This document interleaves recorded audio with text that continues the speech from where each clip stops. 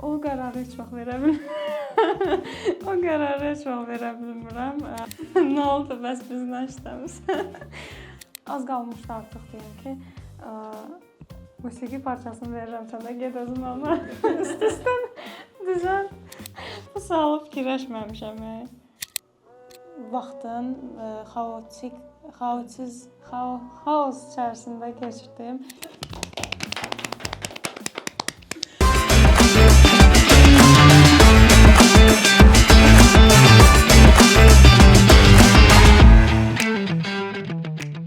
Nigar, 3 sözlə özünü ifadə et. Nigar Süleyman, musiqiçi, bəstəkar. Səncə, yaradıcı insan üçün ilham daha vacibdir, yoxsa davamlılıq? Nə qədər elə görünsə də ki, ilham vacibdir, amma həmişə davamlılıq daha vacibdir. Çünki disiplinə oturan rutin işlər daha insanı irəliyə aparır. Nəinki oturub ilhamı gözləmək və yaxud hər hansı bir təəssüratı, hər hansı bir hadisənin və yaxud insanın hər hansı bir təsirini gözləmək insanı daha düyünə salan bir işdir. Yaradıcılığından ən çox ilhamlandığın bəstəkar ya da musiqiçi kimdir? Çoxdur əslində. Tam dəqiq belə adlar demək çətindir. Çünki gün ərzində çox musiqiçi dinləyirəm. Klassikadan tutmuş, soundtracklər, mahnılar və s. Məsələn, son günlərdə adını çəkə bilərəm. James Blake'in adını çəkə bilərəm. Prodüser olaraq fəaliyyətini çox bəyənirəm. Sonra, məsələn, son baxdığım filmin Tron Ares'in soundtrackını işləyən insan Trent Reznor, məsələn. Onun yaradıcılığını bu aralar çox dinləyirəm. Müəyyən qədər də olsa təsir edir, təəssürat buraxır insanda. Məsələn, sonra deyə bilərəm Hildur Gudnadottir, Jokerin bəstəkarı. Onun da son albomu çıxır. Onu da dinləmək, məsələn, çox şey öyrədir bəstəkar olaraq, prodüser olaraq. İlk bəstələdiyin əsərlə hazırki son əsərini əgər müqayisə etsən, reaksiyan necə olar? Reaksiyam yaxşı olardı. Çünki inkişafı görərdim birinci. İkincisi onu görərdim ki, birinci bəstələdiyim əsər yadımdadır, piano üçün vals idi, kiçik bir vals. Hansı ki, 2 gün bundan əvvəl məsələn oturub albom işləyirdim, piano albomunu. Və gördüm ki, yenidən o sadəliyə qayıtmışam, amma daha fərqli formada. Daha mürəkkəb formada, belə deyim, sadə musiqini göstərməyə çalışıram. Təbii ki, adamın 13-14 yaşında bəstələdiyi bir valsla 26 yaşında bəstələdiyi vals eyni olmayacaq. Belə deyim, onda daha çox öyrəndiyimə əsasən edirdimsə, indi emosional olaraq onu inkişaf etdirmişəm. Daha çox yaşadıqlarıma və gördüklərimə əsasən məsələ edirəm, belə deyim. Nigar, bəs necə qərar verirsən ki, misal üçün bir musiqi bəstələyəndə, hə, bu əsər alındı? O qərarı heç vaxt verə bilmirəm. O qərarı heç vaxt verə bilmirəm. Yəni əgər məsələn özüm işləyirəmsə, 5 il sonra təzədən həmin albomu açıb və ya həmin musiqini açıb deyə bilərəm ki, yox, mən falan şeyi burada başqa cür eləsəydim daha yaxşı idi. Əgər kimlənsə işləyirəmsə, məsələn, hər hansı bir rejissorla iş gedirsə, o stop deməyənə qədər o edit üzərində gedəcək o musiqinin. Ona görə o heç vaxt məncə alınmır. Hazırda ölkəmizdə ən aktiv şəkildə film musiqisi ilə məşğul olan gənc bəstəkarlardan birisən. Bəs hansı məşhur filmin musiqilərini bəstələmiş olmağı istəyərdin? Ümumiyyətlə, birlikdə çalışmaq arzusunda olduğun hansı rejissor varmı? Azərbaycan üzrə götürsək, istəmirəm ad çəkim rejissorlar. Sonra işlədiyim rejissorlar deyəcəklər ki, nə oldu bəs bizlə işləmirsən? Amma işləmək istədiyim hal-hazırda xarici rejissorlardır, düzünü deyim. Çünki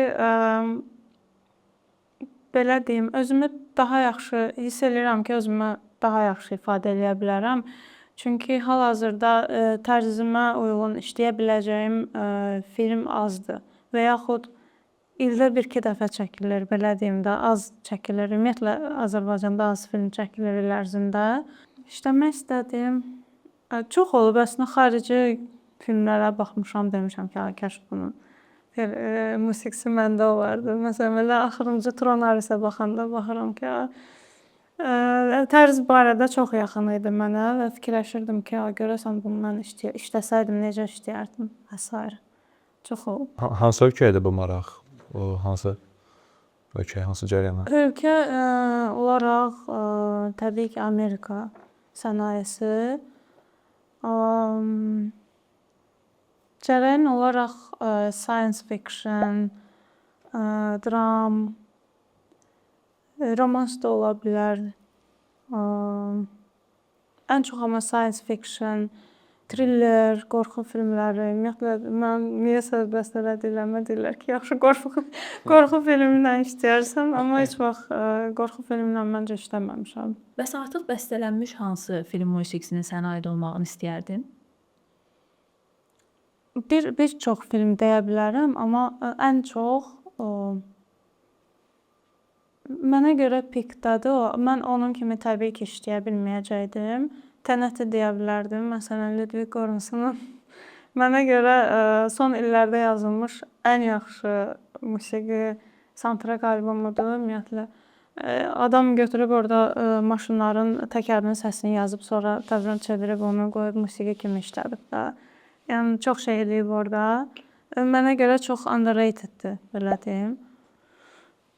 O ola bilərdi, amma təbii ki, onun kimi işləməyəcək.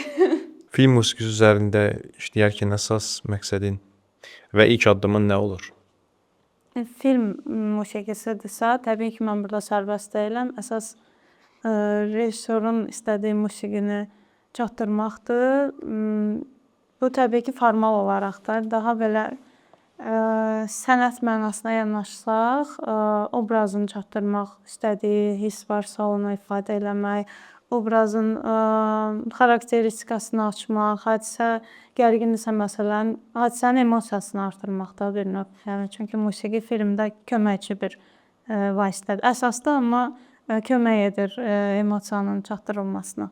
Bəs misal üçün rejissor deyirmi ki, bu ssenarini götür, oxu. Yəni ssenari oxuyub bəstələdiyi musiqi olurmu? Olub, elə olub. Kadr əlimdə olmayıb hələ ki. Kadrlar hələ baxmamışam. Ssenari olub və yaxud ssenari ümumi danışılıb, heç oxumamışam. Çox vaxt ssenari oxumaqdan xoşum gəlmir. Çox uzun olanda ümumiyyətlə xoşum gəlmir oxumaq, amma danışanda məsələn daha tez çatdırmaq olur. Bizim mişons da ən çox montajdan sonra olur. Çünki montajda dəqiq bilinir ki, neçə dəqiqə işləniləcək musiqi. Ssenari oxuyanda bilmək olmur da. Məsələn, dialoq gedir. Bu dialoq nə qədər gedəcək? Mən durub yazaram 3 dəqiqəlik musiqi. Orada yarım dəqiqə danışacaqlar, artıq bu iş olmayacaqdır. Ona görə daha çox montajdan sonra üstünlük verirəm işləməyə. Bəs rejissorla işləmək yaradıcılığa necə təsir edir? Ümumiyyətlə, səncə rejissor bəstəkarın yaradıcı prosesinə müdaxilə etməlidirmi? Etməlidir təbii ki. Çünki ola bilər də bəstəkar öz istədiyini eləyib orada, amma kinoya işləmir. O ola bilər elə. Müdaxilə etməlidir, amma çox detallı müdaxilə də adamı yora bilər. Məsələn, bir rejissor var idi, yadımdadır, adını çəkməyəcəm. Adam bəlkə hər nota dedi ki, burada bu notu dəyişərsən, burada bu notu dəyişərsən, burada falan şey 2 dəqiqə gedəcək. Mənə artıq orada ehtiyac qalmamışdı da. Az qalmışdı artıq deyim ki, musiqi parçasını verirəm sənə, ged özün amma üst-üstə düzəlt. Yəni belə də düzgün deyil. Balanslı şəkildə aparmaq lazımdır. Rejissorla işləmək təbii ki, daha yaxşı təsir eləyib. Rejissorla işləyəndən məsələn özüm tək işləyəndə artıq orada da obrazlı düşünürəm musiqi parçalarını.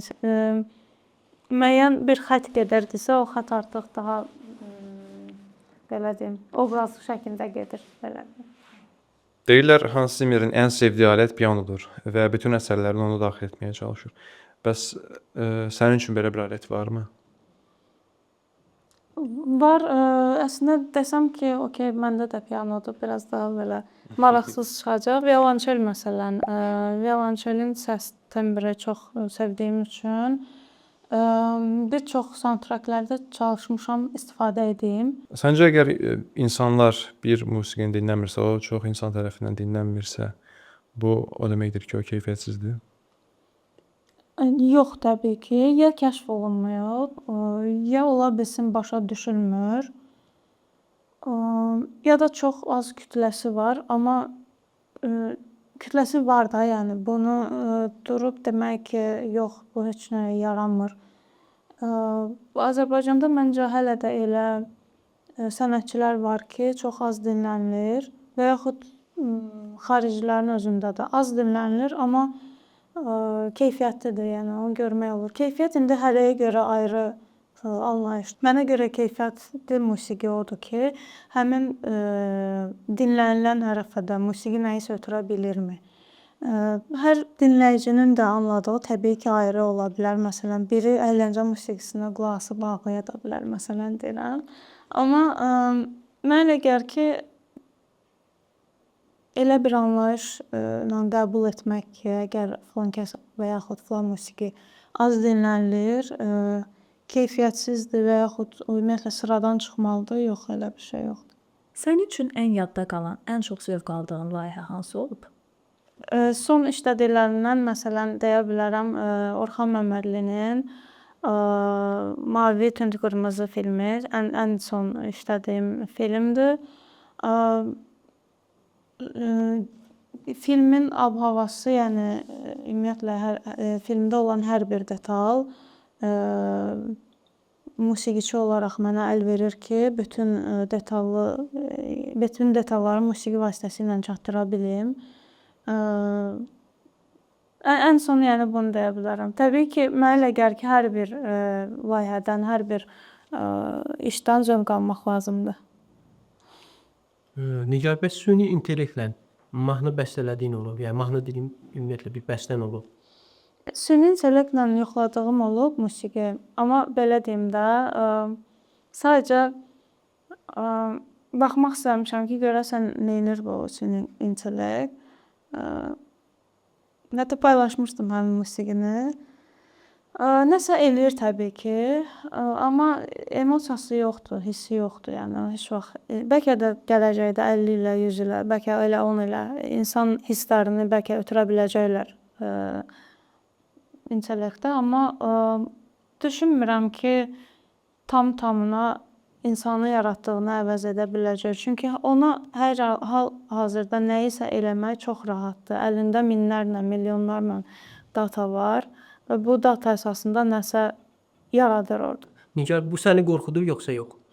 Əvvəl lap yeni bu məsələlər baş qaldıranda fikirləşirdim ki, görəsən nə olacaq, nə edəcəyik filan. Amma indi düşünürəm ki, hər yaradıcı insan özünə görə incəsənətini yaratsa, daha səmimi olsa da, belə deyək, şablonlardan çıxa bilsə, özünü daha yaxşı ifadə edə bilsə, heç bir süni intellekt mənə elə gəlir ki, bizi qorxutmamalıdır həmin. Bu кейsdə yəni heç bir süni intellektdən qorxma ehtimalı ola bilməz. Sadəcə ondan qorxa bilərik ki, artıq qərar verilsin ki, yox, gəl insanı yox, süni intellekti işlədək. Təşəkkürlər Nigar, gəldiyin üçün, dəvətimizi qəbul elədin. Mən təşəkkür edirəm. Mən təşəkkür edirəm. Sağ olun.